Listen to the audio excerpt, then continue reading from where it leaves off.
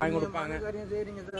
பல கோடி வருஷத்துக்கு எல்லா நண்பர்களும் கொடுக்குற விஷயம் தான் இன்னைக்கு வந்து உங்கள்கிட்ட வந்து நாங்கள் சேர்க்குறோம். ஒரு நாளைக்கு என்ன காரக்குழம்பு போட்டுறோம். காரக்குழம்பு இதுமாரி சாம்பார் பொரிச்ச குழம்பு கொடுக்குறோம். டெய்லி வண்டியில் காரக்குழம்பு ஒரு மார்க்கில். நண்பர்களே, இப்போ தாத்தா பார்த்தீங்கன்னா காரக்குழம்பு கேட்டிருக்காங்க. இப்போ பார்த்தீங்கன்னா நம்ம 2.5 வருஷமாக டெய்லியும் பார்த்தீங்கன்னா சாம்பார், ரசம், கூட்டு பொரியல், வடை பாயசம் தான் டெய்லியும் கொடுத்துட்ருக்கோம். வாரத்தில் ஒரு நாள் வந்து பொரிச்ச குழம்பு கொடுக்குறோம்.